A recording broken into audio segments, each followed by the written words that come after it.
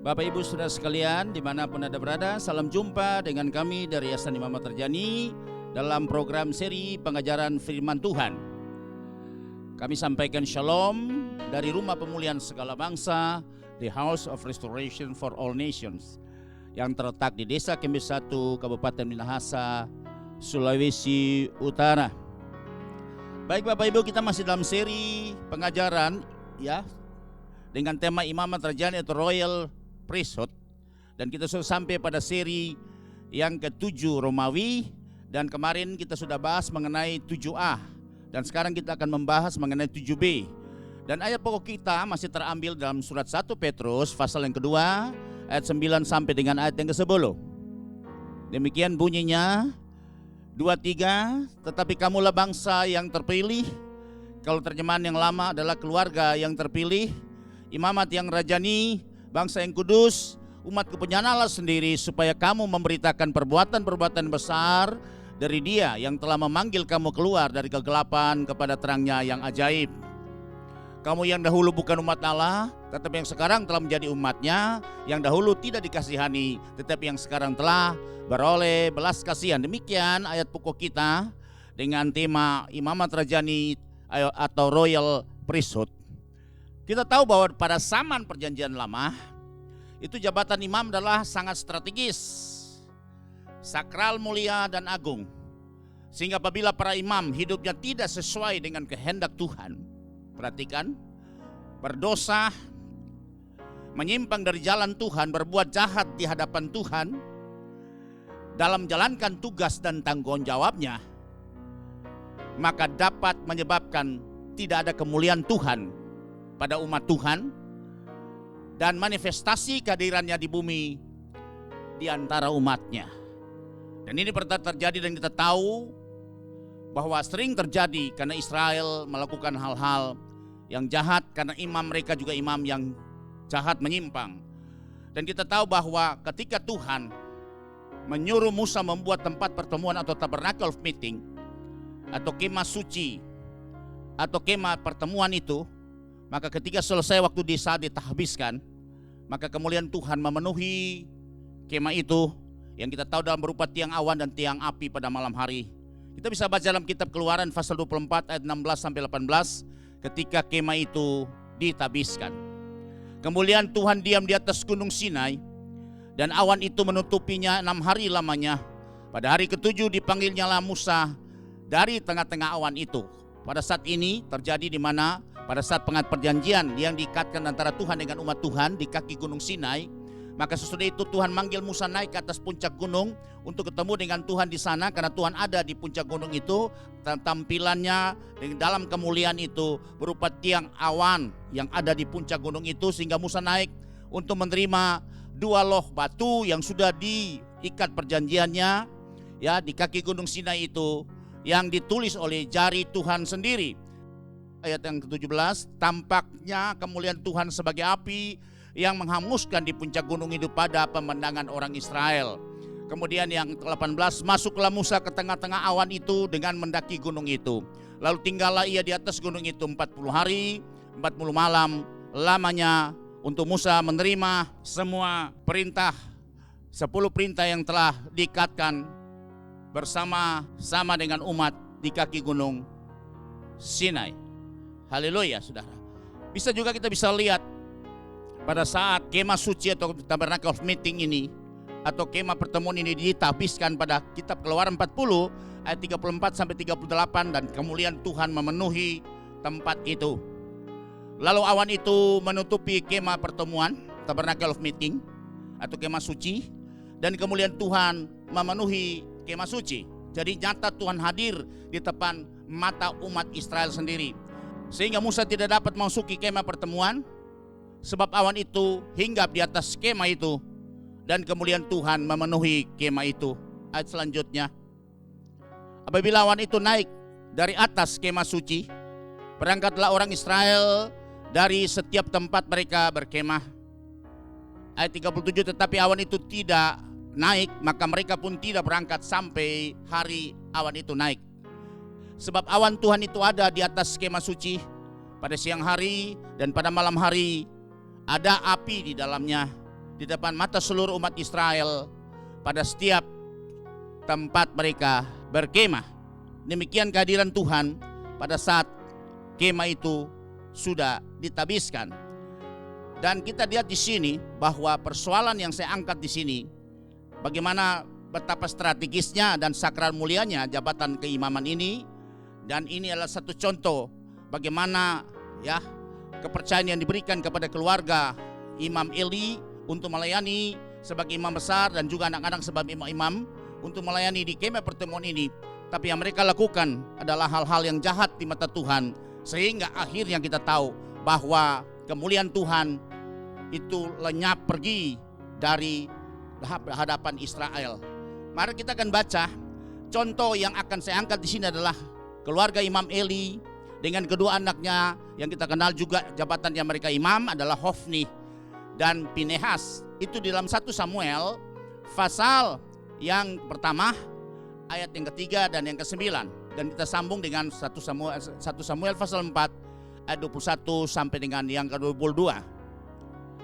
Orang itu dari tahun ke tahun pergi meninggalkan kotanya untuk sujud menyembah dan mempersembahkan korban kepada Tuhan semesta alam di Silo. Jadi ini cerita mengenai Hana, istri daripada Elkana yang tidak memiliki keturunan. Kemudian dia minta kepada Tuhan dan dia selalu hadir dari tahun ke tahun ya di kemah pertemuan atau tempat pertemuan itu Tabernacle of Meeting yang pada saat itu letaknya adalah di Silo. Ya di sana yang menjadi imam Tuhan ialah kedua anak Eli, Hofni dan Pinehas. Dan kita tahu Eli sebagai imam besar ayahnya, dan kedua anak laki-laki itu Hofni dan Pinehas juga sebagai imam-imam yang melayani di kemah pertemuan atau Tabernacle of Meeting yang waktu itu terletaknya di Silo, saudara. Kemudian di sini apa yang terjadi dengan persoalan ini, saudara? Ceritanya panjang, kemudian akhirnya mereka menjalankan ya tugas-tugas keimaman itu semau-maunya mereka, ya seturut dengan kehendak mereka, hawa nafsu mereka. Dan kita tahu bahwa saat itu terjadi di mana Israel kalah dalam peperangan melawan orang Filistin ketika mereka membuat tabutnya dari Silo. Yang pertama mereka kalahkan tidak membuat tabut. Itu 4.000 ya pasukan daripada Israel itu mati. Kemudian akhirnya mereka mengingat mereka harus ambil tabut dari Silo dan kemudian mereka bawa. Dan apa yang terjadi, saudara? Justru lebih parah lagi, yaitu 30.000 tentara yang spesial berjalan kaki itu mati, tewas dalam peperangan itu. Yang kedua, dan apa yang terjadi bahwa Hofni dan Pinehas juga mati dalam pertempuran itu, dan tabut Allah itu dirampas. Kenapa bisa dirampas? Karena kemuliaan Tuhan tidak ada lagi ada di tabut itu, sehingga orang ya kafir dan orang Filistin itu bisa semaunya bisa merampas tabut itu karena Israel tidak disertai Tuhan. Gegara dari persoalan adalah Eli dan anak-anaknya yang Tuhan percayakan sebagai imam-imam saat-saat itu melakukan hal-hal yang tidak berkenan kepada Tuhan. Dan kita bisa baca di dalam 1 Samuel pasal yang keempat ayat 21 sampai dengan yang ke-22. Ini cerita di mana, saudara, ya pada saat itu istri daripada Pinehas sedang ya dalam kondisi hamil tua akan segera melahirkan. Tetapi ketika dia mendengar kabar dari medan peperangan, ada seorang yang datang membawa kabar bahwa Israel mengalami kekalahan, ya 30.000 tentara pejalan kaki meninggal. Kemudian ya Hofni dan suaminya Pinehas juga mati gugur di dalam pertempuran itu, dan juga tabut telah dirampas oleh orang Filistin. Ketika kabar buruk ini terjadi, maka Imam Eli pada saat itu dia menjadi syok dan kemudian dia jatuh dari kursi dia duduknya dan lehernya patah, kemudian dia meninggal. Sehingga akhirnya dari kabar-kabar duka cita ini membuat ya istri daripada Pinehas itu langsung ya menjadi ya sakit perutnya dan siap untuk melahirkan.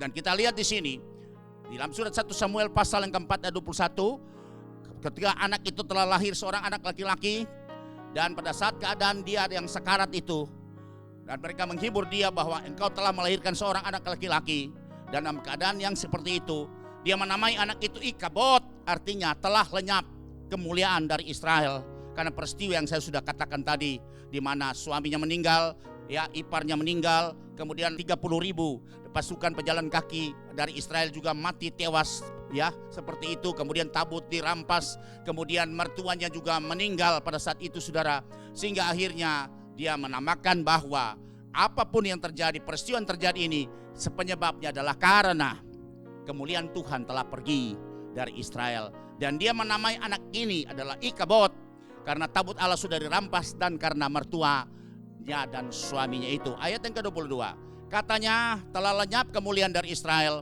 sebab tabut Allah telah dirampas. Tentunya harapan dia sebagai monumen buat semua orang Israel ketika nama anak ini dipanggil, ya, maka mereka selalu mengingat peristiwa-peristiwa tragis yang terjadi ketika peperangan, ya, dengan orang-orang Filistin itu terjadi, sehingga Israel bisa introspeksi diri untuk bisa dapat kembali merenungkan apa penyebabnya sehingga mereka kalah secara telak dan begitu mengenaskan sekali. Bahkan tabut yang selama ini, ya, mereka begitu banggakan, selama itu mereka begitu kuduskan, mereka muliakan, itu diambil, dirampas orang-orang Filistin dan mereka taruh, ya, di tempat penyembahan mereka, yaitu di tempat di mana patung daripada penyembahan mereka itu Dagon bersama-sama dengan tabut perjanjian itu. Nah, kita bisa melihat di sini apa yang terjadi dengan keluarga Imam Eli dan kedua anaknya Hofni dan Pinehas. Ini pertama kita tahu bahwa Hofni dan Pinehas itu putra-putra daripada Imam Eli adalah orang-orang dursila. Itu orang yang jahat kelakuannya. Ya, mereka menjadi imam yang jahat di rumah Tuhan. Apa kejahatan mereka? Mereka menggunakan kedudukan atau jabatan mereka sebagai kesempatan untuk korupsi, saudara, imam yang korupsi. Dan kita bisa baca itu, ya, di dalam 1 Samuel pasal yang kedua ayat 11 sampai 17, saudara. Memuaskan keserahkan mereka, bertindak dengan kekerasan, ya, sering memaksa, ya, orang-orang yang datang membawa persembahan ke sana mereka paksa, mereka ambil untuk kepuasan diri mereka sendiri, padahal itu bukan haknya mereka. Sering memaksakan kehendak dan memuaskan, bahkan kejahatan seksual terjadi. Mereka memperkosa pelayan-pelayan perempuan yang melayani di gerbang kemah pertemuan itu. Dan kita tahu itu tertulis dalam surat 1 Samuel pasal 2 ayat 11 sampai 17, dan pada ayat yang ke-22 ini penyebabnya sehingga akhirnya kemuliaan Tuhan itu pergi sirna dari Israel dan tidak menyertai mereka. Dan kita tahu ketika kemuliaan Tuhan pergi meninggalkan umat Israel, maka mereka mengalami masalah yang besar, bahwa mereka tidak ada proteksi, mereka tidak ada perlindungan, dan mereka tidak ada jaminan, mereka tidak ada berkat, mereka hidup pasti di bawah kutuk, dan mereka terancam dan membuktikan ketika mereka perang mereka kalah telak. Dan banyak, ya, hal yang mengenaskan terjadi di mana pasukan mereka yang 30.000 orang pasukan terpilih itu bisa mati tewas, begitu mengenaskan. Kemudian, ya, imamnya juga anak-anak Eli yaitu Hofni, Pinehas juga mati pada pertempuran itu. Kemudian, ya, tabut juga dirampas seperti itu, tidak ada lagi penghargaan, tidak lagi kemuliaan seperti itu, dan sangat direndahkan, dihinakan. Dan juga yang terjadi adalah bagaimana Imam Eli mendengar kabar itu dan dia syok, dia jatuh dari tempat duduknya. Dan karena dia besar sekali badannya, usianya sudah hampir mencapai 100 tahun, kurang lebih 98 tahun, dan patah lehernya dan mati di sana. Ini yang menjadi momentum di mana persoalan yang terjadi karena imam-imam menjalankan fungsi tugas sebagai keimaman itu tidak sesuai dengan kehendak Tuhan. Betapa jabatan strategis yang dipercayakan pada imam-imam pada saat itu, saudara, itu menentukan sekali bagaimana umat Israel bisa diberkati atau dikutuki, bisa menentukan sekali bagaimana umat ini bisa menikmati kemuliaan Tuhan atau sirna kemuliaan Tuhan. Itu dari tugas tanggung jawab dari imam itu sendiri. Sebab itu sangat menentukan sekali, sudah perhatikan di sini, dan itu tertulis dalam kitab 1 Samuel pasal yang kedua ayat yang ke-11 sampai 17 kita akan baca. Lalu pulanglah Elkanah ke Ramah, tetapi anak itu menjadi pelayan Tuhan di bawah pengawasan Imam Eli. Jadi Eli itu imam besar. Lanjut kita baca 12. Adapun anak-anak Eli adalah orang-orang dursila yang jahat tingkah lakunya, jahat perangainya. Mereka tidak mengindahkan Tuhan. Ya, mereka tidak menghormati Tuhan. Kenapa? Tidak ada rasa takut akan Tuhan pada diri mereka, sehingga semena-mena, semau-maunya mereka menjalankan tugas keimaman mereka untuk memenuhi semua kehendak mereka. Kemudian ayat 13 lanjut. Ataupun batas hak para imam terhadap bangsa itu.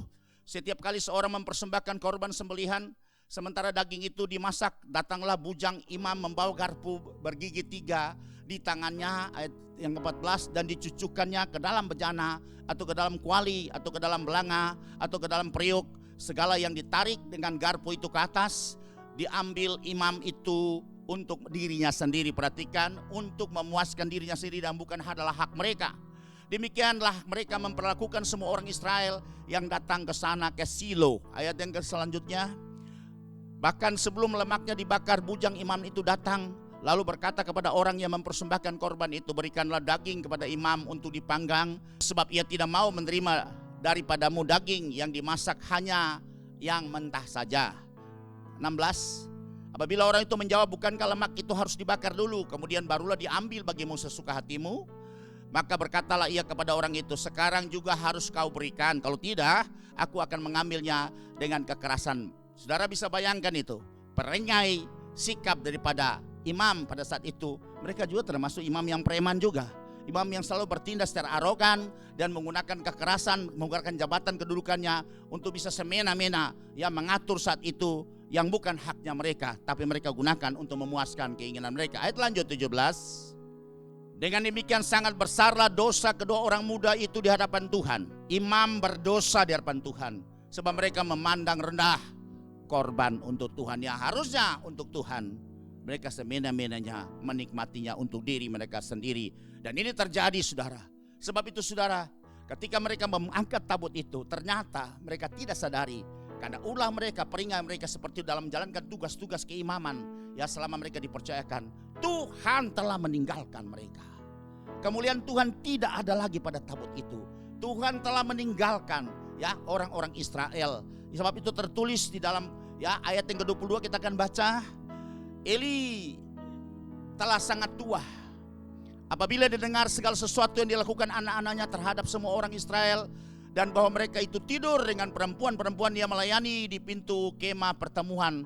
Eli yang mendengar seperti itu, tapi dia tidak berdaya, saudara, untuk bagaimana bisa ya mendisiplinkan anak-anak, padahal dia adalah imam besar yang punya otoritas untuk menyelesaikan sebuah persoalan yang terjadi, supaya jangan sampai terjadi nasib yang seperti kita sudah tahu bersama, kemuliaan Tuhan meninggalkan mereka.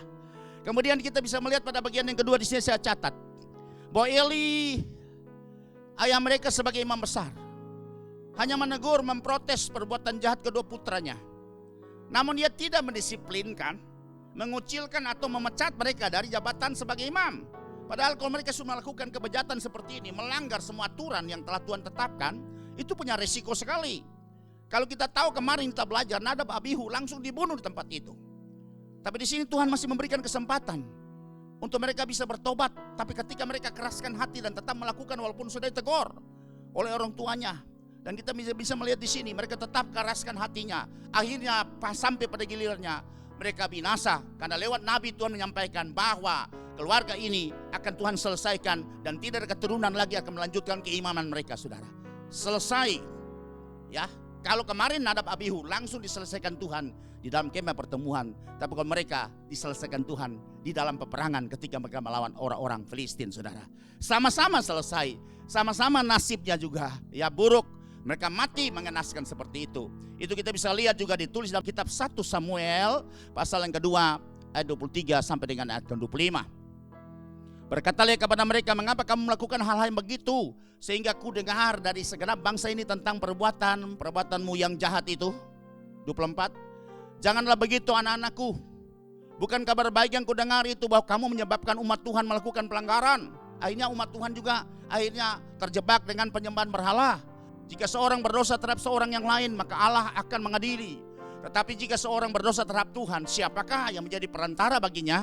Tetapi tidak akan didengar mereka perkataan ayahnya itu, sebab Tuhan hendak mematikan mereka. Artinya mereka sudah keraskan hati dan Tuhan sudah mengambil keputusan, Tuhan akan menyelesaikan mereka. Sudah berapa tragisnya terjadi, Tuhan membunuh imamnya sendiri karena mereka melakukan hal-hal yang tidak sesuai dengan kehendak Tuhan, sehingga akhirnya kemuliaan Tuhan meninggalkan bangsa Israel. Selanjutnya pada bagian yang ketiga, saya akan baca di sini. Eli sebagai imam besar gagal total dalam memberikan kepemimpinan rohani bagi keluarga dan juga bagi umat Israel. Perhatikan, saudara, Kegagalan Eli dipandang sebagai setara dengan menghina Tuhan. Kenapa saudara di sini? Setara dengan menghina Tuhan. Harusnya Eli mengambil sikap yang keras. Bahwa Eli harus memecat atau sementara mendisiplinkan mereka, mensabatikalkan mereka, ya, mengucilkan mereka untuk tidak bisa melayani untuk sementara waktu sampai mereka memperbaiki diri mereka. Tapi itu tidak dilakukan oleh Eli. Padahal itu harusnya seperti itu. Jadi kalau kita lihat di sini, asal muasal juga, ya bukan kesalahan juga anak-anak Eli, tapi anak-anak ini dibina dengan cara yang salah. Ya, mereka sudah melakukan kesalahan, tidak didisiplinkan dengan cara-cara yang Tuhan sudah ya izinkan terjadi dan Tuhan sudah firmankan seperti itu. Tapi Eli hanya menegur seadanya saja, sekenanya saja. Hanya tragis terjadi. Dan kita tahu persis satu keluarga semuanya selesai, tidak keturunan lagi yang mewarisi untuk bisa melanjutkan keimamatan daripada keluarga Imam Eli. Dan itu tertulis saudara dalam kitab 1 Samuel pasal yang kedua ayat yang ke-17 dan ayat yang ke-29. Dengan demikian sangat besarlah dosa kedua orang muda itu di hadapan Tuhan, sebab mereka memandang rendah korban untuk Tuhan, penghinaan terhadap Tuhan karena semau-maunya mereka melayani. Ya, bagaimana dengan situasi sekarang kayak secara katakanlah aplikasi kita zaman sekarang, ya, orang-orang yang terpercayakan sebagai penatua jemaat, sebagai penilik jemaat, sebagai diaken, ya, yang ditugaskan sebagai pelayan khusus.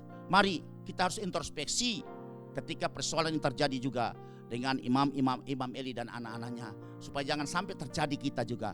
Bisa yang pertama kita adalah mati rohani dan kehilangan hadirat di dalam ya jemaat Tuhan, dan hanya kita tidak bisa melihat hal-hal ilahi terjadi di tengah-tengah umat Tuhan. Dan sekarang sudah banyak sekali terjadi.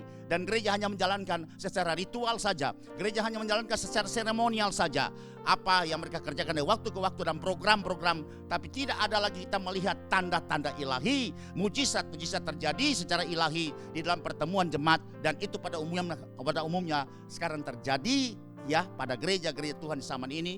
Orang berdosa bisa melayani dalam pelayanan ini dan tidak ada orang pun yang tahu. Ya, siapapun juga dengan kelayakan yang tidak berkenan kepada Tuhan, mereka juga bisa melayani dalam rumah Tuhan dan tidak ada orang yang bisa menegur mereka. Ya, ini yang terjadi ya di zaman sekarang ini kalau kita bandingkan dengan persoalan juga yang terjadi di zaman ya keluarga Imam Eli melayani pada waktu itu. Kemudian kita baca ayat selanjutnya, itu dalam ayat yang ke-29. Mengapa engkau memandang dengan loba kepada korban sembelihanku dan korban sajianku yang telah kuperintahkan? Jadi mereka menginginkan haknya Tuhan, sudah mengambil haknya Tuhan. Mereka korupsi. Dan mengapa engkau menghormati anak-anakmu lebih daripadaku? Eli menghormati, takut menegur anaknya, takut mendisiplinkan anak-anaknya, takut memecat anak-anak yang tidak mau berubah, tidak mau bertobat. Dia takut karena dia terlalu segan kepada anaknya. Bahkan dikatakan firman Tuhan, dia menghormati anaknya itu lebih daripada Tuhan. Banyak terjadi hal seperti ini saudara. Sambil kamu menggemukkan dirimu dengan bagian yang terbaik dari setiap korban sajian umatku Israel, mereka mengambil bagian terbaik untuk diri mereka sendiri. Padahal itu harusnya untuk Tuhan. Berani benar mereka lakukan ini. Dan saya percaya banyak hamba Tuhan hari ini juga melakukan hal yang sama. Ya, melakukan hal-hal seperti korupsi, hal-hal untuk Tuhan, mengatas nama Tuhan, tapi kenyataannya mereka pakai untuk dirinya sendiri dan keluarganya sendiri. Dan ini terjadi saudara, sehingga akhirnya betapa fatalnya kehilangan kemuliaan Tuhan. Gereja juga bisa kehilangan kemuliaan Tuhan, sehingga kalau mengalami masalah, serangan kuasa-kuasa kegelapan, dalam pertempuran iman, dalam peperangan rohani, gereja pasti tidak berada dan gereja akan kalah. Menghadapi situasi ke depan ini, tekanan-tekanan luar biasa semakin terjadi. Ya, dengan COVID-19 belum kita tahu ke depan akan terjadi seperti apa lagi. Maka pasti gereja akan dikalahkan. Gereja pasti tidak akan berdaya dalam hal umat Tuhan. Karena apa? Tuhan tidak ada di tengah-tengah umat. Kemuliaan Tuhan telah lenyap pergi karena ada tindakan-tindakan, perlakuan-perlakuan oleh semua orang-orang pelayan khusus, imam-imam yang Tuhan percayakan untuk bisa menuntun umat ketemu dengan Tuhan, menghadirkan hadirat Tuhan di tengah-tengah umat. Itu telah sirna dan lenyap. Mereka melakukan hal yang salah, hal-hal yang tidak berkenan kepada Tuhan. Haleluya saudara. Kita bilangan pasal 15 ayat yang ke-30 dan 31. Tetapi orang yang berbuat sesuatu dengan sengaja, ini ada dosa yang tidak sengaja dan ada dosa perbuatan yang sengaja melanggar semua aturan atau perintah Tuhan. Kalau anak-anak Imam Eli, Hofni dan Pinehas itu, mereka melakukan perbuatan yang sudah sengaja Karena sudah ditegur, mereka tetap bersikeras melakukannya. Ya, dan mereka sudah dikeraskan dan akhirnya mereka harus mengalami hukuman yang seperti itu, saudara. Baik orang Israel asli, baik orang asing, orang itu menjadi penista Tuhan, ia harus dilenyapkan dari tengah-tengah bangsanya. Saudara lihat seperti ini. Harusnya mereka mati di tengah-tengah ya umat Tuhan di dalam kemah pertemuan itu. Tapi Tuhan masih punya belas kasihan. Tuhan masih beri kesempatan untuk mereka bisa sadar dan bertobat. Tapi kenyataan tidak. Mereka dikeraskan hatinya dan akhirnya mereka binasa ketika orang Filistin bertempur dengan umat Israel. Seperti itu yang terjadi. Ayat yang ke-31. Sebab ia telah memandang hina terhadap firman Tuhan dan merombak perintahnya, pastilah orang itu dilenyapkan, kesalahannya akan tertimpa atasnya. Dan ini terjadi, saudara, ketika Eli dan keluarganya, anak-anaknya itu mereka menggunakan kepemimpinan ya rohani dengan cara mereka. Kegagalan dipandang sebagai setara dengan penghinaan atas Tuhan, dan ujungnya mereka binasa. Dan kita lihat pada bagian selanjutnya. Pada bagian B adalah bagaimana keadaan kita pada zaman perjanjian baru atau zaman gereja Tuhan yang kita kenal sekarang. Kita orang-orang yang sekarang beribadah dalam tiap denominasi gereja. Jabatan strategis dan sakral mulia dan agung ini diselenggarakan oleh kalau tadi oleh imam dari keluarga Eli dan anak-anaknya, sekarang ini oleh keluarga-keluarga atau rumah tangga kita semua yang beriman percaya kepada Yesus Kristus. Kita juga dipercayakan untuk mengatur rumah tangga kita sendiri, di mana suami itu sebagai imam besar, kemudian anak-anak itu sebagai imam-imam juga di dalam keluarga mereka, dan juga istri sebagai pembantu suaminya itu bersama-sama bagaimana membangun sistem keimamatan di dalam rumah tangga mereka. Itu mereka yang sudah tebus dengan darah Yesus. Kemarin kita sudah baca ayatnya dalam 1 Petrus pasal yang pertama 18-19. Dan yang sudah lahir baru dari air dan Roh Kudus itu dalam Injil Yohanes pasal yang ketiga ayat yang kelima. Kemudian dalam surat Titus pasal 3 ayat 5, dan kemudian surat 1 Yohanes pasal 5 ayat 8. Kemudian di sini sesudah mereka dimeteraikan dengan 3 material pentabisan ini, saudara. Mereka ditahbiskan dengan darah Yesus, kemudian dengan air dan juga dengan Roh Kudus. Maka keluarga itu, rumah tangga itu, seperti apa yang ditulis dalam kitab Maliahi pasal 2 ayat 11, itu menjadi tempat kudus yang dikasihi oleh Tuhan. Jadi mereka akan menjadi keluarga yang terpilih. Sebab 1 Petrus 2 ayat 9 katakan itu, tetapi kamu adalah bangsa yang terpilih. Tapi pada terjemahan lama dikatakan, tetapi kamu adalah keluarga yang terpilih, suatu imamat yang berkerjaan, satu bangsa yang kudus, satu kaum milik Allah sendiri, supaya kamu memasyurkan segala kebaikan Tuhan, bukan menghina, yang telah memanggil kamu keluar dari kegelap masuk ke dalam terangnya yang ajaib itu. Nah, ini demikian, saudara lihat, panggilan ini juga artinya setara dengan orang-orang perjanjian baru di zaman saudara dan saya hari ini, bahwa kita adalah keluarga-keluarga atau rumah tangga yang sudah beriman kepada Yesus, yang sudah dimeteraikan, ditabiskan lewat darah Yesus, kemudian dia sudah lahir dari air, dibasuh segala dosa kita, dan sudah diurapi dengan Roh Kudus. Maka rumah tangga kita, keluarga kita itu menjadi tempat kudus yang dikasihi oleh Tuhan, seperti yang tertulis dalam kitab Maliahi 2 ayat 11. Dan disinilah kita bisa melihat bagaimana orang Israel juga pada saat itu ditegur keras oleh Tuhan, karena mereka mencamarkan, menajiskan tempat kudus yang dikasihi oleh Tuhan. Padahal kita tahu bahwa tempat kudus di bumi ini, selain kemah pertemuan saat itu pada tempo dulu, saudara, hari ini keluarga juga merupakan kemah pertemuan antara Tuhan dengan keluarga atau umat Tuhan. Sehingga Tuhan menamakan lewat kitab Maliahi pasal 2 ayat 11 bahwa keluarga itu adalah tempat kudus yang dikasihi Tuhan. Dan Tuhan menegur secara keras bahwa Yehuda telah berkhianat dan perbuatan keji dilakukan di Israel dan di Yerusalem. Sebab Yehuda telah menajiskan tempat kudus yang dikasihi Tuhan dan telah menjadi suami anak perempuan Allah asing. Artinya mereka menjadi jadi suami atau mengambil istri daripada katakanlah bangsa-bangsa yang tidak mengenal Allah, bangsa yang kafir. masuk di dalam keluarga orang Israel, sehingga mereka menajiskan tempat kudus yang dikasihi oleh Tuhan. Dan Tuhan menulis di sini bahwa tempat kudus dikasihi Tuhan itu adalah keluarga-keluarga yang sudah dimeteraikan oleh darah Yesus, seperti keluarga-keluarga kita pada saat ini, saudara sekalian. Sebab itu mari kita jaga bersama-sama.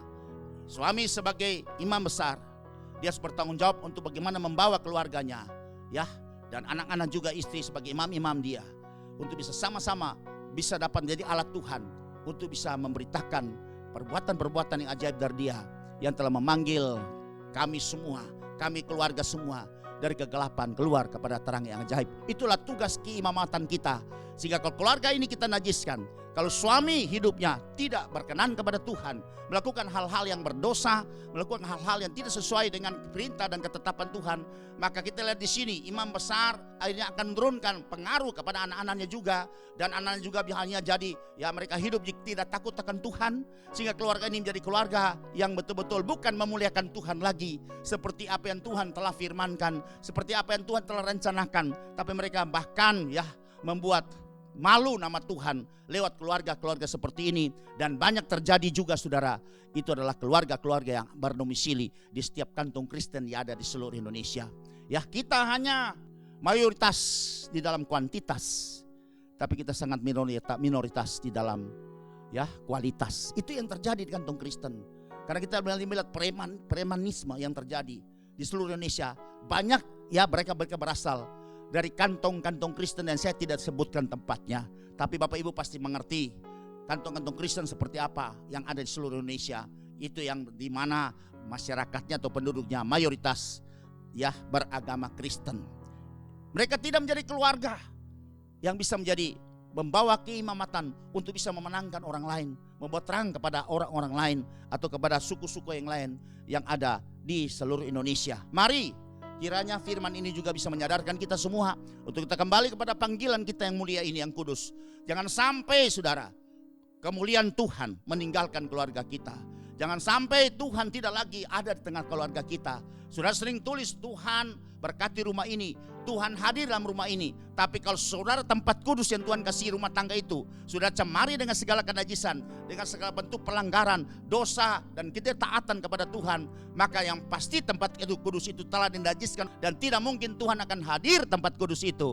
Dan kita lihat kalau Tuhan tidak hadir, berarti kemuliaan Tuhan tidak ada lagi di rumah tangga kita, dan rumah tangga kita pasti akan terancam. Pasti ada rintihan yang terjadi di dalamnya.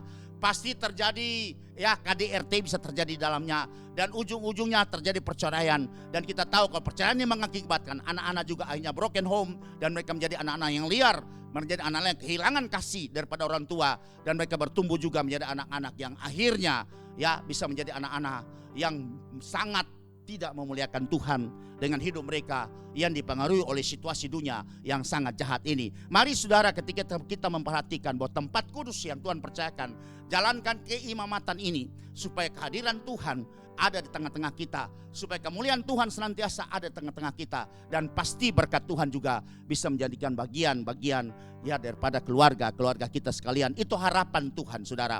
Kemudian bagian yang lebih besar lagi, dalam skala yang lebih besar lagi, itu adalah gereja Tuhan sebagai komunitas orang percaya yang harus dipimpin oleh orang-orang yang memenuhi standar Alkitabiah. Baik sebagai penilik jemaat, ada aturan ya, standar persyaratan yang telah ditulis dalam surat 1 Timotius pasal 3 ayat 1-7 yang kemarin kita sudah bahas. Saudara sebagai penilik jemaat atau sebagai katakanlah ya pendeta jemaat, sebagai gembala jemaat, sebagai ketua jemaat, sebagai pendeta jemaat dan seterusnya, ini harus dipilih itu sesuai dengan standar Alkitabiah.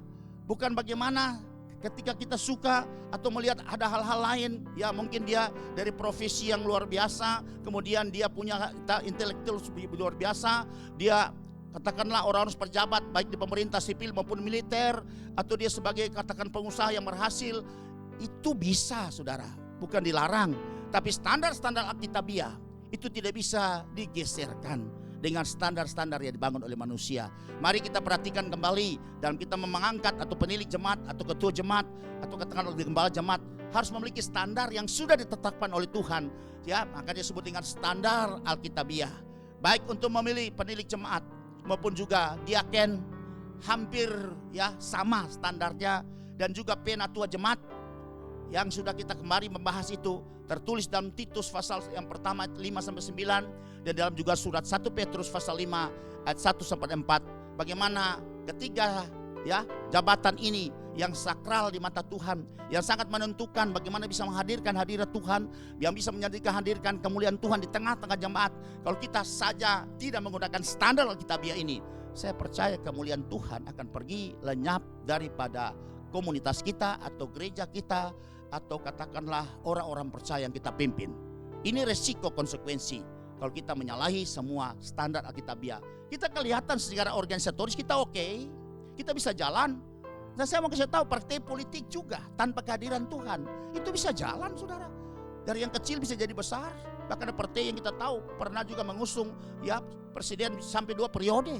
Padahal partai yang baru yang hadir pada saat itu sesudah reformasi terjadi, itu bisa saja menjadi besar. Ini bukan ukuran, saudara, tapi menjadi ukuran di mana kemuliaan Tuhan ada, hadirat Tuhan ada mukjizat terjadi.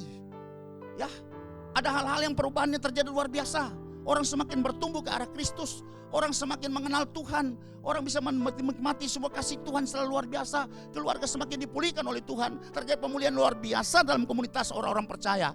Itu membuktikan Tuhan hadir dengan kemuliaannya di tengah-tengah umat Tuhan. Tapi saya yakin dan percaya kalau standar ini tidak digunakan secara baik, maka kemuliaan Tuhan akan lenyap dari komunitas orang-orang percaya atau kumpulan orang percaya atau gereja Tuhan pada umumnya. Mari kita kembali kepada karakter habitat ya gereja yang sesungguhnya, yang telah Tuhan bangun dengan dasar Yesus Kristus sebagai batu penjuru. Haleluya, saudara. Baik, saudara, kita akan masuk pada bagian selanjutnya. Kita sudah tahu bahwa 1-7 Romawi A itu kita sudah sampai di sana. Kemarin yang terakhir itu pada tanggal 17 Oktober, saudara. Sudah bisa lihat materi itu dari mulai tanggal 5 September sampai materi tanggal 17 Oktober. Itu mengenai seri pengajaran ya Imamat Rajani dari Romawi 1 sampai dengan kemarin kita 7 bagian A. Itu bagian 7 Romawi adalah tugas dan tanggung jawab imam yang kita sudah bahas kemarin panjang lebar pada pertemuan kita pada tanggal 17 Oktober itu yang pada bagian A, di mana tugas dan tanggung jawab imam itu salah satu adalah sebagai pontifex dalam bahasa Latin, yaitu pembangun jembatan atau bridge builder atau pengantara, mediator ya antara manusia dengan Tuhan dan Tuhan dengan manusia. Itulah fungsi daripada tugas tanggung jawab imam. Sekarang kita masuk pada bagian 7 Romawi B. Ya, tugas dan tanggung jawab imam itu adalah sebagai diaken dan diakones. Ini istilah yang dipakai oleh gereja pada umumnya sekarang. Kalau diaken adalah pelayan laki-lakinya, kemudian kalau pelayan wanitanya disebut dengan diakones. Dan kita bisa tahu bahwa tugas-tugas dan tanggung jawab imaman ini itu kita bisa melihat dalam kitab Nabi Yesaya pasal yang ke-61. Saya baca ayat ke-6, walaupun nubuatan ini itu untuk Yesus dan kemudian kita juga pengikut Yesus juga, sebentar nanti akan mengikuti teladannya untuk sama seperti Yesus, dan kita harus melakukan juga tugas-tugas keimaman yang sama. Dan kita akan baca di Yesaya 61 ayat yang ke-6. Tetapi kamu akan disebut imam Tuhan. Perhatikan ya, kamu berarti kita semua, dimulai dari Yesus juga sebagai imam besar kita yang tidak mengikuti ya peraturan Harun, tapi mengikuti peraturan Melkisedek, dan akan dinamai pelayan Allah kita. Kamu akan menikmati kekayaan bangsa-bangsa dan akan memegahkan diri dengan segala harta benda mereka. Ayat yang pertama dari Yesaya 61. Nah, inilah tugas daripada imam. Roh Tuhan Allah ada padaku, oleh karena Tuhan telah mengurapi aku. Artinya imam harus diurapi, dan kita tahu ya pentabisan imam itu dengan darah Yesus. Kalau zaman perjanjian lama dengan darah anak domba jantan, kemudian dengan air, dan diurapi dengan minyak ya, minyak pengurapan yang dituangkan di atas kepala imam. Kalau kita diurapi langsung oleh Roh Kudus sesudah kita lahir dari air dan Roh Kudus dan dibaptis dengan Roh Kudus, itu pengurapan kita telah jadikan kita sebagai imam-imam. Ia telah mengutus aku untuk apa? Menyampaikan kabar baik, good news kepada orang-orang sengsara, dan merawat orang-orang yang remuk hati, untuk memberitakan pembebasan kepada orang-orang tawanan dan kepada orang-orang yang terkurung kelepasan dari penjara. Ayat 1 dari Yesaya 61 ini berbicara mengenai pelayanan diakonia, saudara. Pelayanan diakonia ini mentu kepada semua orang yang bermasalah, baik ya tertawan secara fisik dan juga tertawan secara jiwani dan juga tertawan secara rohani. Ya, banyak sekali orang tertawan walaupun tidak di dalam penjara, tapi banyak orang di luar penjara pun tertawan baik secara jiwani maupun juga secara fisik, secara rohani. Mereka tertawan, terikat, ya, terikat dengan dosa mereka, terikat dengan tabiat-tabiat buruk mereka, terikat dengan kebiasaan-kebiasaan buruk mereka, dan juga terikat dengan tradisi adat istiadat yang harus dilepaskan supaya mereka bisa memperoleh ya kabar baik itu, kabar kelepasan daripada Tuhan sendiri dan bisa mengalami pengurapan seperti itu. Dan ini pelayanan ini dan kita kenal di dalam Yesaya 61 ayat pertama adalah pelayanan diakonia, merupakan salah satu fungsi daripada pelayanan gerejawi. Selain pelayanan koinonia, ada pelayanan diakonia dan kemudian pelayanan marturia atau menjadi saksi. Dan kita baca di sini bahwa dalam bagian yang B ini sebagai diaken dan diakones ini, saudara, kita masuk pada B1 itu dengan arti kata dan fungsi daripada diaken atau diakones itu. Saudara perhatikan ya, supaya apakah memang sesuai dengan apa yang kita terapkan sekarang di gereja-gereja modern kita ini, atau menyimpang atau tidak cocok atau tidak sesuai dengan ya arti daripada kata diaken itu sendiri, dan juga tidak sesuai dengan fungsi dan tugas daripada diaken itu sendiri. Kalau di sini satu bagian A itu diaken, itu berasal dari kata Yunani ialah diakonos. Itu berarti seorang hamba. Ya, seorang hamba itu mereka menolong gembala dalam mengurus hal-hal jasmani dan bukan rohani, saudara. Jadi pelayanan diakonia ada pelayanan mengurus orang-orang, ya, untuk kebutuhan-kebutuhan fisik mereka, kebutuhan-kebutuhan materi mereka, ya, itu secara jasmani dan bukan rohani. Dan itu salah satu fungsi daripada tugas utama gereja, ya, yang ada, yang Tuhan telah bentuk gereja Tuhan, baik pelayanan koinonia maupun pelayanan diakonia dan pelayanan marturia. Dan kita tahu di sini bahwa pelayanan ini itu adalah melayani hal-hal yang jasmani setiap orang yang membutuhkan, bukan rohani dari gereja, supaya gembala dapat memusatkan diri pada doa dan pelayanan firman, sehingga tidak lagi ya berpusat pada gembala sehingga dia terlalu banyak tugas. Dan akhirnya pelayanan yang sangat juga menentukan ini, yang sangat terdepan ini, yang bagi Tuhan juga prioritas ini juga bisa akan terbengkalai atau ditinggalkan atau tidak bisa mendapat ya bagian atau tidak bisa mendapat perhatian, saudara. Sebab itu saudara lihat, makanya ketika gereja yang dibentuk oleh Tuhan sudah Yesus naik ke sorga dan ketika Roh Kudus sudah curahkan pada hari Pentakosta, maka Petrus CS rasul-rasul keluar dan mulai ya bergerak. Pada saat itu mereka mulai dari Yerusalem, kemudian di seluruh Yudea, kemudian seluruh Samaria sampai ke ujung bumi. Dan kita tahu pada Kisah Rasul pasal yang ke-6, itu ayat pertama sampai yang ke-6, di mana ya orang-orang mengusulkan supaya harus mengangkat 7 orang untuk melayani pelayanan diakonia ini. Kita akan baca. Pada masa itu ketika jumlah murid makin bertambah, timbullah sungguh-sungguh di antara orang-orang Yahudi yang berbahasa Yunani terhadap orang-orang Ibrani, karena pembagian kepada janda-janda mereka diabaikan dalam pelayanan sehari-hari. Bahwa pengangkatan ya diaken dan diakonia ini, diaken dan diakones ini, saudara lihat, itu untuk melayani pelayanan-pelayanan yang khusus, saudara, bukan yang rohani. Karena yang rohani itu dilayani oleh gembala atau rasul-rasul pada saat itu, tapi mereka mengangkat orang-orang ini untuk khusus melayani pelayanan-pelayanan yang seperti ini, yang disebut dengan pelayanan diakonia, saudara. Makanya Petrus diusulkan untuk mengangkat orang-orang yang bisa melayani pelayanan ini, namanya pelayanan diakonia. Ya, dan kita tahu bahwa syarat rohani untuk jabatan diaken untuk pelayanan ini itu tertulis dalam surat 1 Timotius pasal 3 ayat 8 sampai dengan ayat yang ke-13. Demikian juga diaken haruslah orang terhormat, jangan bercabang lidah, jangan penggemar anggur, jangan serakah. Ini syarat Alkitabiah. Harus, saudara, ini kelihatan, saudara. Kemudian ayat lanjut ayat 9, melainkan orang yang memelihara rahasia iman dalam hati nurani yang suci. Mereka juga harus diuji dahulu baru ditetapkan dalam pelayanan itu setelah ternyata mereka tidak bercacat, ya. Kalau bercacat ini ya keterangannya panjang sekali, Itu di mana orang-orang ini harus mesti jangan cacat moralnya, ya dia tidak terlibat seperti ini saudara. Dan dia katakan di sini bahwa saya catat di sini yang tidak bercacat itu berhubungan dengan perilaku yang sudah terbukti benar bahwa orang ini dalam kurun waktu tertentu ia tidak bercacat dalam kehidupan pernikahan, rumah tangganya, sosial dan usahanya, ya. Jadi bukan cuman dalam rumah tangga baik, tapi kehidupan sosialnya ngawur, kemudian usahanya juga ngawur, ya, tipu sana tipu sini, ya tidak komitmen dan seterusnya saudara. Kemudian perkataannya tidak bisa dipegang, tidak punya integritas, tidak jujur. Kemudian juga di sini dikatakan bahwa mereka yang dituntut tidak melakukan kemesuman atau perbuatan-perbuatan tidak senonoh atau disebut dengan cacar moral saudara. Ya, sebaliknya dia harus mempunyai reputasi tidak bercela di hadapan orang di dalam dan di luar gereja. Ini harus saudara. Karena kehidupan Kristennya itu tidak dirusaki oleh dosa atau kemesuman karena kebiasaan atau kebetulan saudara. Dengan demikian ia dapat menjadi teladan yang akan diikuti oleh semua orang di dalam dan di luar jemaat saudara. Maka itu syarat kata daripada tidak bercacat, keterangan Alkitab berkata seperti itu saudara.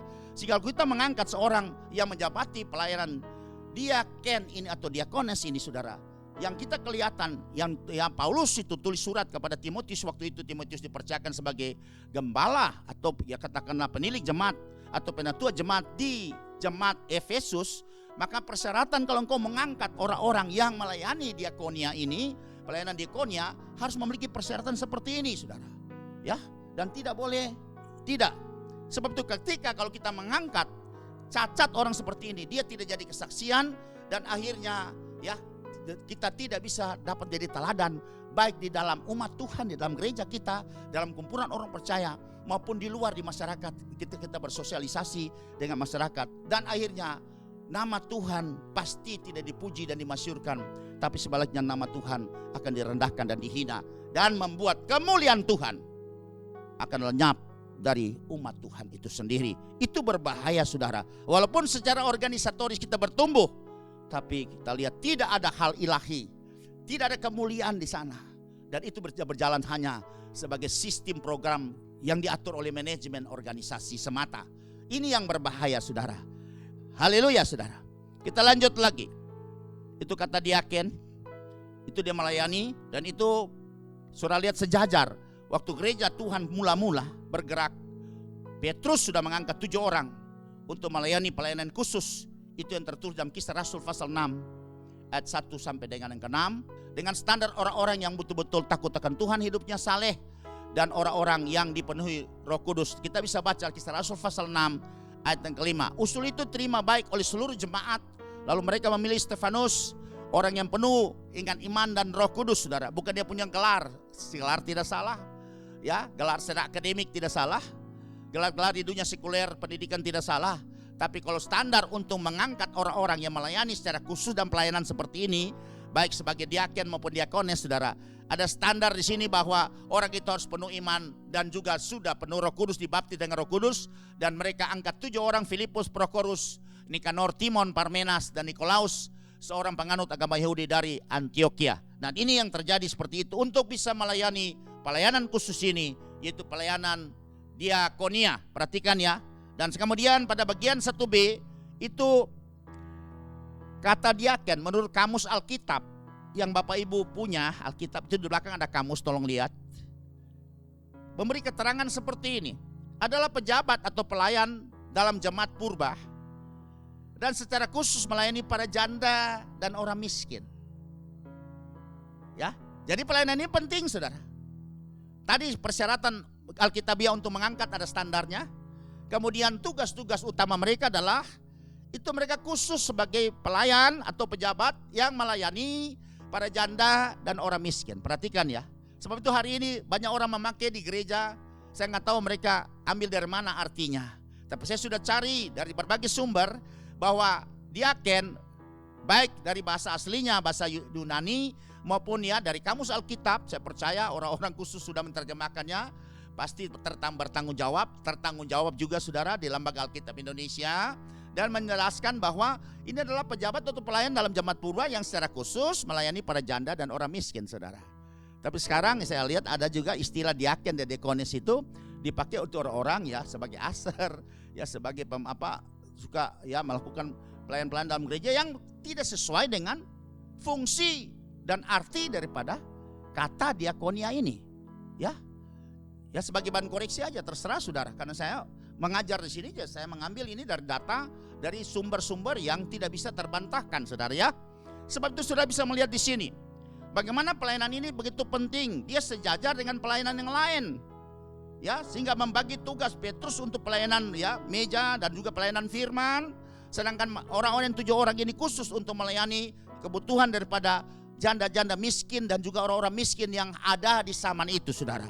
Dan ini saya percaya itu gereja mula-mula dan pastikan berlangsung sampai hari ini dengan katakanlah pelayanan yang sama dan tidak pernah berubah. Langit dan bumi bisa berubah, ya, semua termakan usia, tetapi perkataan firman Tuhan akan tinggal kekal selama-lamanya. Tuhan Yesus tidak pernah berubah. Dan mari kita bisa melihat ketika Tuhan Yesus hadir melayani pekerjaan Bapaknya 2000 tahun yang lalu, yang cuma sangat singkat sekali, cuma 3,5 tahun diperkirakan seperti itu. Tuhan juga membangun juga pelayanan ini, pelayanan diakonia, yang ditugaskan itu adalah Yudas, salah satu murid yang jadi rasul itu yang juga akhirnya bunuh diri karena dia menjual Yesus, berkhianat. Itu dalam Injil Yohanes pasal 13 ayat 29, saudara lihat. Betapa penting, jadi pelayanan Tuhan sudah berikan teladan, itu sudah muncul, sudah ada di saat Yesus melayani di zaman 2000 tahun yang lalu, saudara. Walaupun pelayanannya singkat, tapi tetap sudah ada. Dan ini menjadi perhatian buat kita semua sebagai gereja Tuhan, baik secara pribadi maupun juga segala lembaga dan juga secara komunitas, saudara. Karena Yudas memegang kas, ada yang menyangka bahwa Yesus menyuruh dia membeli apa-apa yang perlu untuk perayaan itu atau memberi apa-apa kepada orang miskin, saudara. Jadi kita lihat Yudas itu dia memegang kas bendahara dari pelayanan Yesus zaman itu. Dan ada pelayanan mereka yang sering juga mereka kerjakan, mereka layani adalah bagaimana memberikan pelayanan atau memberkati orang-orang miskin pada saat itu. Dan Yudas sebagai pemegang kas, dan dia selalu yang ditugaskan untuk mengeluarkan uang untuk membeli katakanlah memberi bahan-bahan ini ya yang akan diberikan entah berupa natura atau apa di zaman itu kepada orang-orang miskin yang membutuhkan. Ya zaman itu pasti yang paling pokok adalah makanan, ya, itu sudah pasti seperti itu. Nah ini sudah terjadi, saudara. Di zaman Tuhan Yesus sudah memberikan teladan bahwa dalam pelayanan begitu singkat saja, tapi pelayanan ini sudah bertumbuh bersama-sama dengan pelayanan Yesus. Selain dia menyampaikan firman, dia bikin mujizat, tapi juga pelayanan untuk memperpedulikan kepada nasib orang miskin itu sudah muncul. Bagaimana, saudara, dengan Rasul Paulus? Kita bisa lihat dalam pelayanan Paulus dalam surat Galatia pasal 2 ayat yang ke-10. Ya, demikian bunyinya, hanya kami harus tetap mengingat orang-orang miskin. Ini Paulus yang tulis kepada orang Galatia. Dan memang itulah yang sungguh-sungguh ku usahakan melakukannya. Jadi Paulus katakan kepada orang Galatia ini, dia ingatkan, perhatikan orang miskin dan harus sungguh-sungguh ya melakukan ini, sungguh-sungguh mengusahakan pelayanan ini. Gak boleh sekedarnya saja, gak boleh sekenanya saja, ya gak boleh asal-asalan saja. Yang penting asal ada pelayanannya. Kayak kita melayani sering untuk pelayanan diakonia 1 tahun 1 kali. Pada saat Natal tuh rame semua gereja berdiakonia. Padahal itu adalah pelayanan yang harus berjalan secara kontinuitas. Selama gereja berjalan. Baik pelayanan ya di dalam gereja Tuhan secara komunitas koinonia. Tapi pelayanan ini juga harus juga berlangsung bersama-sama di dalam pelayanan diakonia, saudara. Haleluya, saudara. Tolong perhatikan ini. Kita harus membetulkan, harus melengkapi bagian yang kurang atau membetulkan bagian yang salah dalam pelayanan kita. Dan kita bisa baca dalam surat Yakobus pasal yang pertama ayat yang ke-27. Ibadah yang murni dan yang terpercacat di hadapan Allah, perhatikan. Bapa kita ialah mengunjungi yatim piatu dan janda-janda dalam kesusahan mereka dan menjaga supaya dirinya sendiri tidak dicemarkan oleh dunia. Saudara lihat ini. Yakobus, surat Yakobus, ini saudara Tuhan Yesus juga, dia tulis di dalam ya suratnya dia kepada orang-orang zaman itu bahwa ibadah yang murni tidak bercacat itu mengunjungi yatim piatu dan janda-janda. Artinya dalam kesusahan mereka, artinya apa? Kita mengunjungi dan membantu mereka, turut terlibat berpikir, ya prihatin, turut empati, simpati kepada situasi mereka saat itu bagi janda-janda yang miskin tentunya dan juga ya anak-anak yatim piatu yang sudah tidak punya orang tua atau anak-anak terlantar seperti itu, saudara. Ini pelayanan yang sangat terdepan. Kan ibadah yang murni yang tidak bercacat di hadapan Allah, tolong perhatikan. Bukan yang lain. Oke, silakan kita sebagai WL, kita sebagai pemusik, kita sebagai mungkin pelayanan yang lain, ya. Tetapi ini juga pelayanan yang juga penting terdepan, yang sejajar sama kasih tahu. Ya, sejajar yang harus kita lakukan secara terus menerus, berkesinambungan. Tidak boleh sekedar saja 1 tahun 1 kali, tapi harus ada bagian daripada ya pelayanan gereja Tuhan secara bersama-sama. Buat apa kita buat kas dalam gereja kita? Salah satu adalah pelayanan diakonia. Tapi kita tidak menjalankannya secara baik, asal sekedarnya saja. Maka di situ selalu lihat paling minim sekali orang selalu memberi di satu peti di dalam ruang gereja. Kalau di situ adalah untuk pelayanan diakonia, saudara. Pasti kalau dibuka saudara petinya pasti jumlahnya terbatas sekali. Karena gereja tidak mengajar orang-orang bahwa semua pelayanan ini juga ada pelayanan yang sejajar dengan pelayanan meja, pelayanan firman, dan juga pelayanan-pelayanan lain yang juga terdepan dan penting. Ya, karena saya sudah jelaskan tadi di zaman Tuhan Yesus juga, Tuhan Yesus sudah melakukan pelayanan ini. Paulus juga mengingatkan kepada orang Galatia juga pelayanan ini, dan Yakobus menulis surat kepada orang zaman itu juga bahwa ibadah yang murni dan tidak bercacat adalah melayani diakonia ini, yaitu kepada orang anak-anak yatim piatu dan juga kepada janda miskin. Kemudian ya, tadi kita sudah masuk pada arti daripada kata dan fungsinya. Sekarang kita masuk pada bagian yang kedua, adalah ada pelajaran tentang penghakiman terakhir. Ini pelajaran tentang penghakiman terakhir, dan kita tahu tertulis dalam Injil Matius. Injil Matius itu ada 3 pelajaran. Yang pertama adalah pelajaran mengenai 5 gadis bijaksana dan 5 gadis yang bodoh. Kemudian pelajaran kedua adalah mengenai talenta, dan itu tertulis mengenai hal kerajaan sorga. Artinya hal kerajaan sorga berarti kita mau masuk di dalam sorga atau tidak jadi masuk atau gagal masuk. Jadi bagaimana kita memperhatikan untuk melayani pelayanan ini. Dan ini pelayanan juga di sini itu mengenai juga pelayanan diakonia, saudara. Ya, tolong perhatikan seperti yang tertulis tadi di dalam kitab Nabi Yesaya 61 ayat yang pertama, ya. Itu pelayanan imam juga. Imam punya pelayanan ya terdepan itu, katakanlah pelayanan yang pokok itu adalah pelayanan diakonia salah satunya. Selain sebagai pontifex atau mediator, tapi yang kedua ini juga adalah melayani sebagai diakonia, pelayanan diakonia. Dan itu kita bisa baca di dalam dari Injil Matius pasal 25 yang ke-31 sampai 46. Ini panjang ayatnya, tapi mari kita baca bersama-sama supaya firman ini bisa mengingatkan kita kembali bahwa ini sekali penting, karena ini merupakan ya mati hidup kita dan juga merupakan selamat apa tidak selamat kita dengan pelayanan ini, saudara. Ya, ada hubungan dengan keselamatan kita. Makanya kita perhatikan ya pelajaran tentang penghakiman terakhir yang kita baca mulai dari ayat 31. Apabila anak manusia datang dalam kemuliaannya dan semua malaikat bersama-sama dengan dia, maka ia akan bersemayam di atas tahta kemuliaannya. Ini Tuhan datang pada kali yang kedua, ya. Lalu semua bangsa akan dikumpulkan di hadapannya, dan ia akan memisahkan mereka seorang daripada seorang, sama seperti gembala memisahkan domba dan kambing. Dan ia menempatkan domba-domba di sebelah kanannya dan kambing-kambing di sebelah kirinya. Perhatikan baik, saudara. Dan raja itu Yesus yang datang sebagai raja di raja. Dia bukan menyelamatkan lagi, tapi dia menghakimi dan menghukum, saudara. Akan berkata kepada mereka yang sebelah kanannya, mari hai kamu yang diberkati oleh Bapakku, terimalah kerajaan yang telah disediakan bagimu sejak dunia dijadikan. Berarti dia dapat masuk dalam kerajaan sorga. Ayat selanjutnya, sebab ketika aku lapar, perhatikan, kamu memberi aku makan. Ketika aku haus, kamu memberi aku minum. Ketika aku seorang asing, kamu memberi aku tumpangan, ya, gelandangan. Ketika aku telanjang, kamu memberi aku pakaian. Ketika aku sakit, kamu melawat aku. Ketika aku di dalam penjara, kamu mengunjungi aku. Ayat 37. Maka orang-orang benar itu, ya, akan menjawab dia, katanya, Tuhan, bila manakah kami melihat engkau lapar dan kami memberi engkau makan, atau haus dan kami memberi engkau minum? Bila manakah kami melihat engkau sebagai orang asing dan kami memberi engkau tumpangan, atau telanjang dan kami memberi engkau pakaian? Bila manakah kami melihat engkau sakit atau dalam penjara dan kami mengunjungi engkau?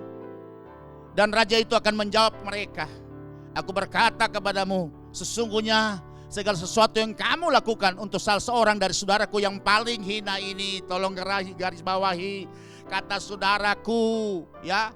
Ya, saudara Tuhan Yesus yang paling hina ini, kamu telah melakukannya untuk aku. Ayat 41, dan ia akan berkata juga kepada mereka yang sebelah kirinya, enyalah dari hadapanku, hai kamu orang-orang terkutuk, enyalah ke dalam api yang kekal yang telah disedia untuk iblis dan malaikat-malaikatnya. Tolong perhatikan saudara, yang kanan berhasil masuk dalam kerajaannya, menikmati kemuliaan Bapa dan semua fasilitas surgawi, tapi yang kiri diusir, enyah dari hadapan Tuhan, ya, terkutuk, mati binasa ke dalam api yang kekal. Apa salah mereka, saudara? Apa dosa mereka? 42. Sebab ketika aku lapar, kamu tidak memberi aku makan. Ketika aku haus, kamu tidak memberi aku minum. Ketika aku seorang asing, kamu tidak memberi aku tumpangan. Ketika aku telanjang, kamu tidak memberi aku pakaian.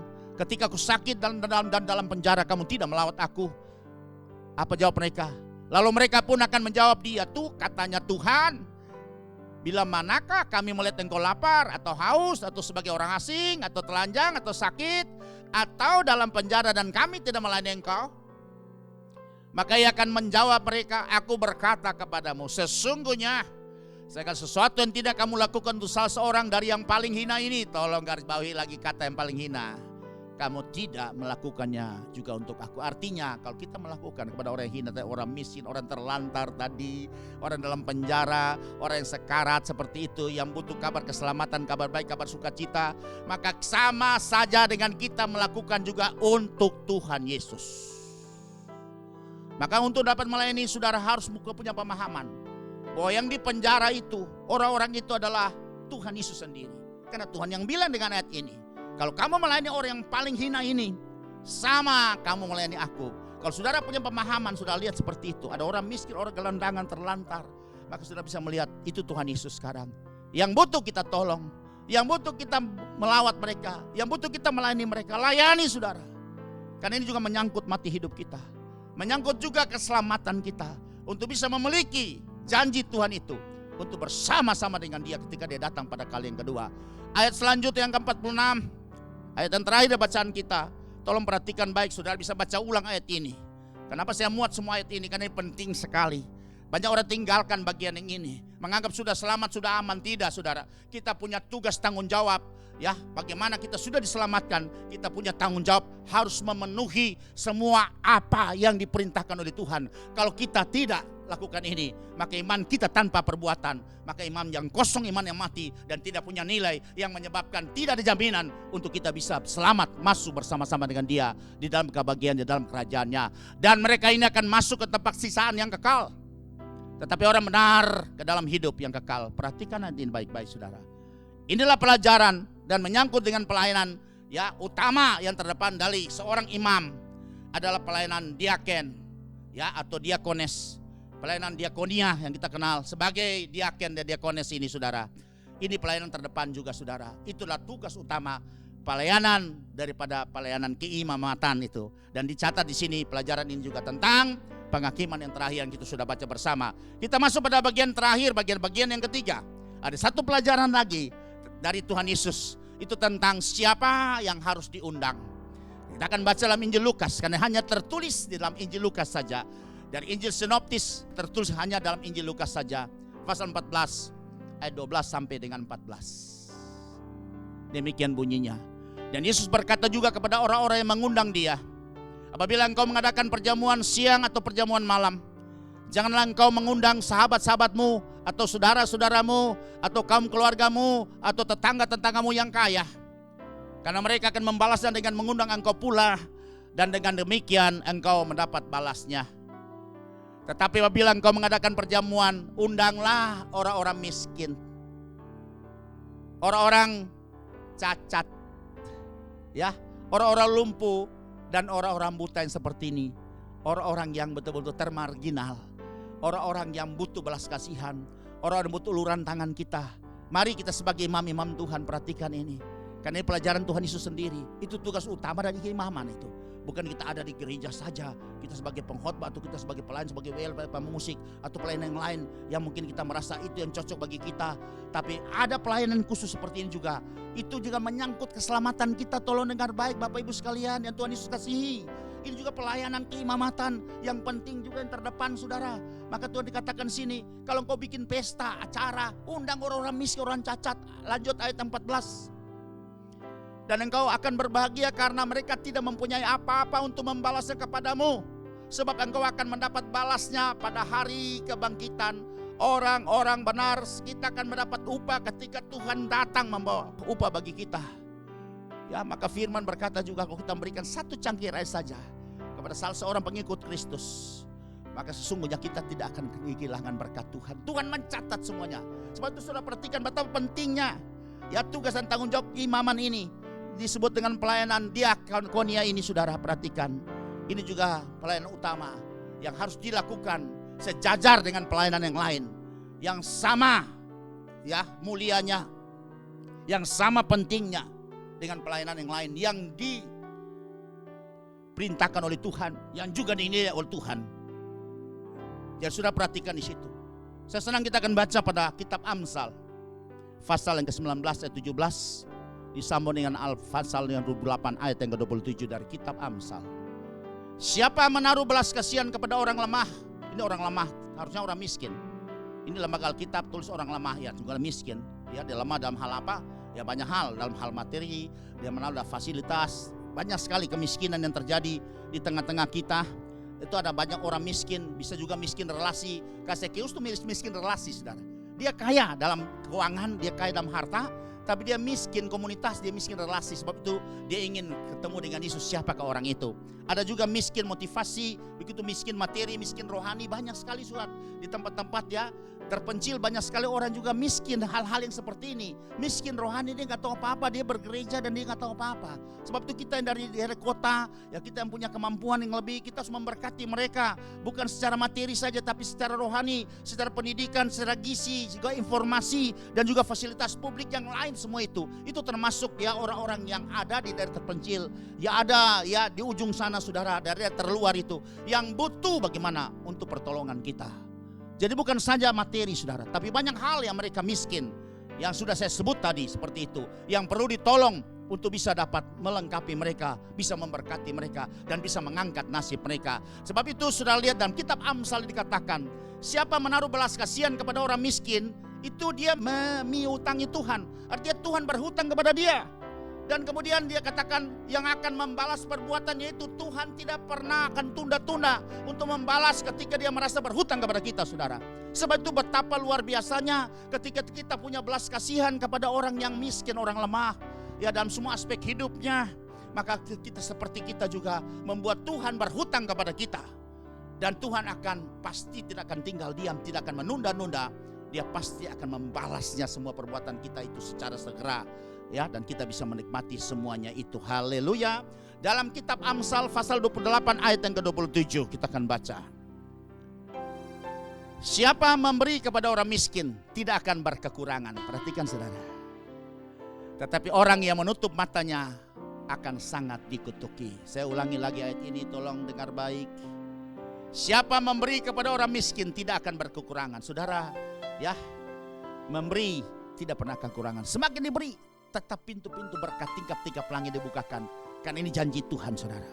Tetapi orang yang menutup matanya, ya tidak membelaka, tidak melihat, tidak peduli kepada orang yang membutuhkan pertolongan kita, maka dia adalah orang yang sangat terkutuk. Akhirnya, saudara, dan semua pembahasan kita pada hari ini,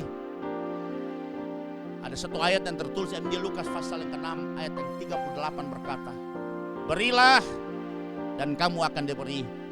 Satu takaran yang baik, yang dipadatkan, yang dikoncang, dan yang tumpah keluar akan dicurahkan ke dalam ribaanmu. Sebab ukuran yang kamu pakai untuk mengukur akan diukurkan kepadamu. Demikianlah firman Tuhan pada hari ini, pengajaran pada hari ini. Berbagai setiap orang yang mendengar, menerima, menyimaknya, menyimpan dalam hatinya, dan melakukannya. Amin.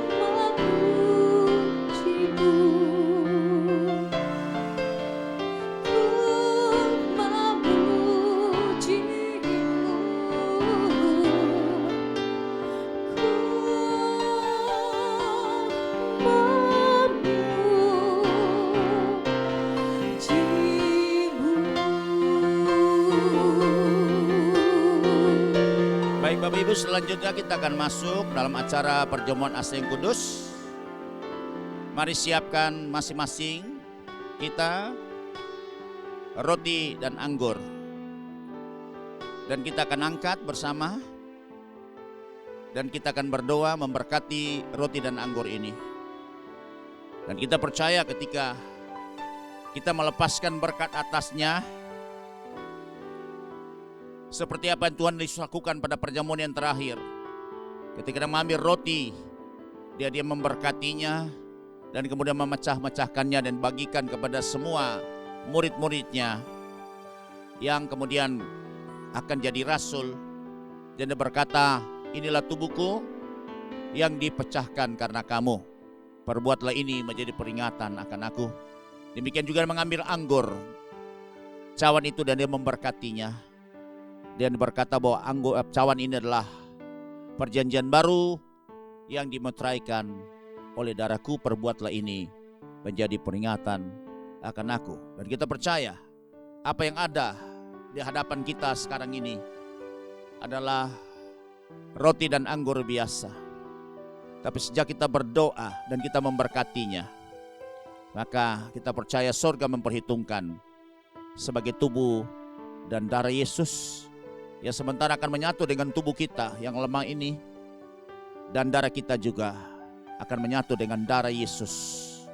Dan kita percaya di dalamnya ada kuasa, ada bilur-bilurnya Tuhan Yesus.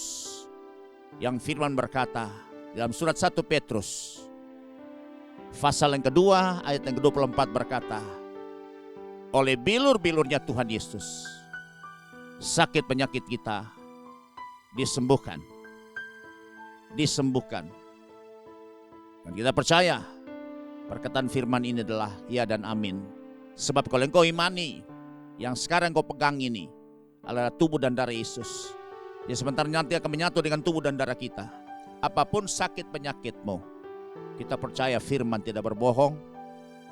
Firman bukan dari manusia, sehingga tidak bisa mampu digenapi.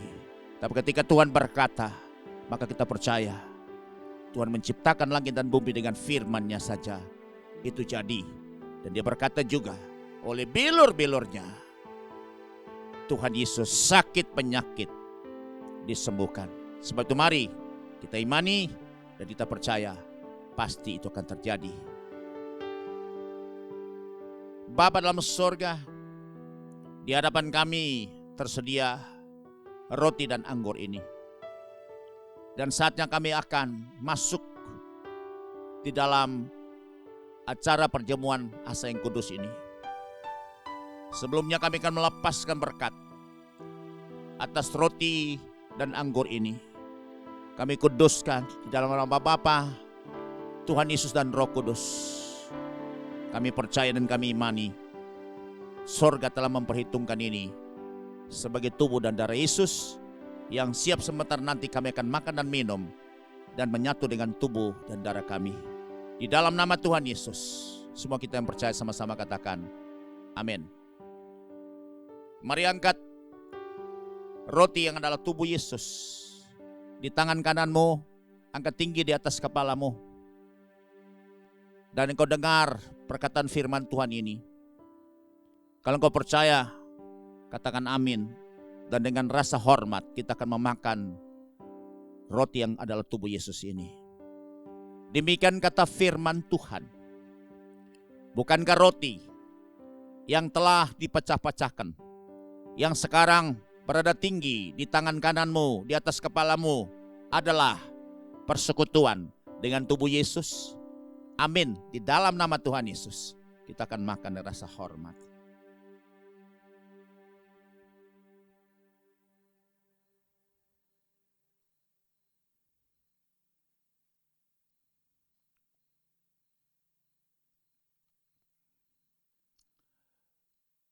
Angkat cawan ini juga di tangan kananmu, tinggi di atas kepalamu.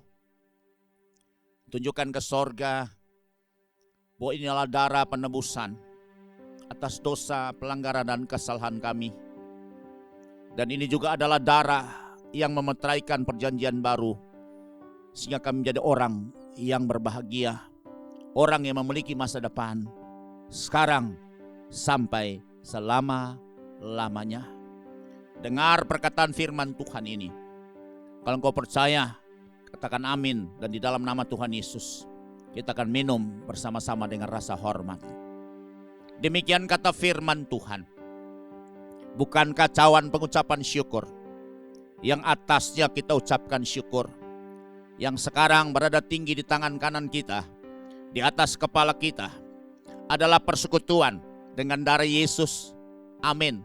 Di dalam nama Tuhan Yesus, dengan iman kita akan meminumnya.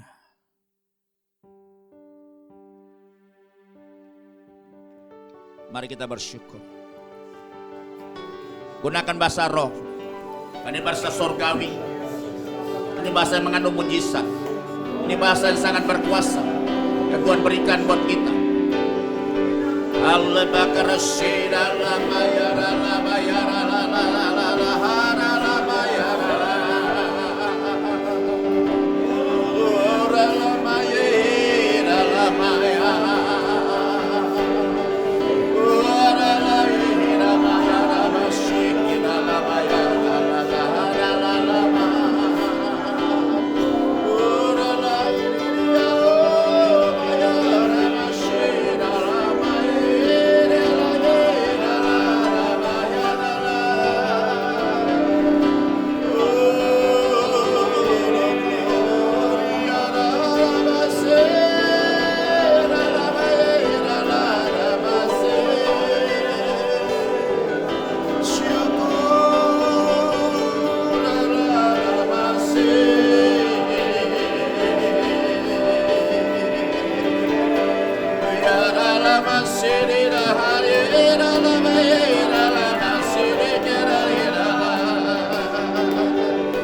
Ada pemulihan terjadi mengalir sekarang. Darah itu menguasai seluruh tubuh kami. Tubuh itu terus juga menguatkan tubuh kami yang lama, yang lemah ini. Kami percaya tubuh Adam yang terakhir yang akan menguatkan tubuh Adam yang pertama. Ya namasik kita karena kita percaya hari ini apapun sakit penyakitmu telah disembuhkan, telah dipulihkan oleh Tuhan. Nama Rasyika Baraya Rama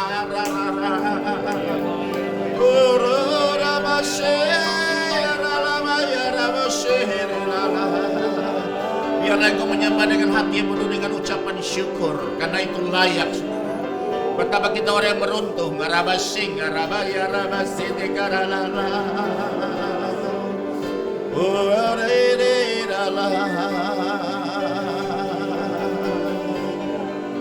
Terpujilah namamu ya Bapa.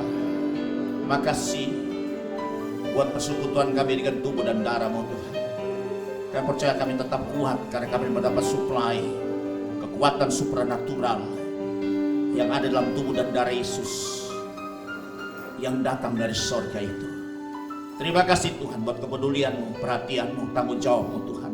Kami sebagai anak-anak, sebab itu dengan hati yang penuh ucapan syukur, kita akan bersama-sama menyanyikan suatu pujian sebab kau besar. Sebab kau besar. Sebab kau besar. Thank you Lord Jesus. Oh Rabashena sebab kau besar. Angkat tanganmu. Tanganmu ajaib. Tiada seperti Engkau. Oh haleluya. Tiada seperti Engkau. Sebab kau besar. Perbuatanmu ajaib. Penebusan kami ajaib. Keselamatan kami ajaib. Masa depan kami penuh dengan keajaiban. Rabashe kata harapan bagi Engkau.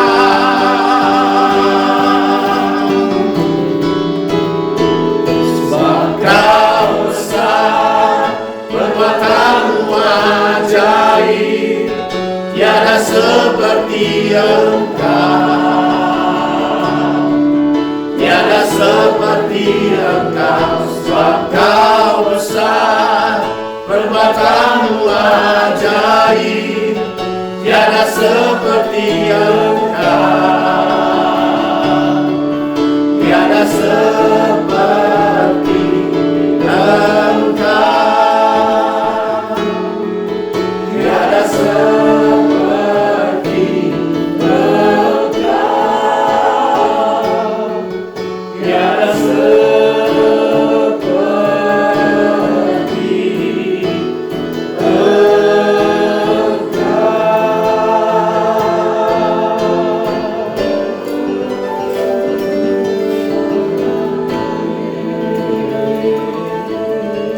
satu dalam doa. Bapa yang baik yang sudah melakukan perkara-perkara yang besar atas kami, siapakah kami Tuhan sehingga Kau melakukan hal-hal yang luar biasa atas kami. Bahkan keselamatan yang Kau lakukan atas kami itu peristiwa yang besar yang membuat kami kagum, terpesona untuk bisa dapat melihat karya-Mu yang luar biasa itu. Sebab itu tidak ada kata, tidak ada daya, dan tidak ada harta selain hidup kami ini kami bawa sebagai persembahan yang hidup, kudus, dan berkenan kepadamu Tuhan. Sehingga hidup kami ini biarlah hanya menyembah Engkau, untuk menyenangkan Engkau. Terima kasih Bapa dalam sorga buat tubuh dan darah-Mu Tuhan yang sudah menjadi bagian kami, jaminan buat kami, sehingga kami tetap kuat, tetap terus punya pengharapan, iman dan kasih kami terus bertambah-tambah di menjelang Engkau datang pada kali yang kedua ini. Sehingga iman kami tidak menjadi iman yang lemah, bahkan kami gugur iman, sehingga kasih kami menjadi kasih yang terus berkobar-kobar.